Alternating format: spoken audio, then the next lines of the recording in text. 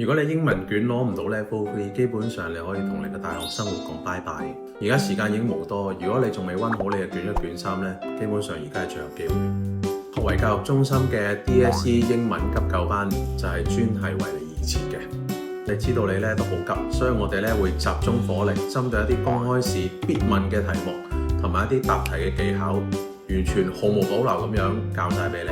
而且我哋嘅導師非常之有經驗啦，係同你講解閱讀理解嘅陷阱啦、作文卷嘅結構啦，同埋 listening 嘅關鍵。短時間裏邊咧係可以幫你攞到理想嘅分數。無論你係底子弱啊，定係上一次臨場失準都好啦，呢一個課程咧都絕對幫到你。所以咧，大家要把握呢個最後嘅黃金時期，穩住你嘅分數，爭取升多一個 grade。如果想升大學，尤其是想讀好嘅科目，英文科一定唔可以放棄。而且呢個班呢，我哋希望照顧好每一位同學，所以呢，名額有限，時間非常之緊迫。所以如果你想升 grade 嘅話，快啲聯絡我哋啦。係你嘅 DSE 英文打最後一支強心針。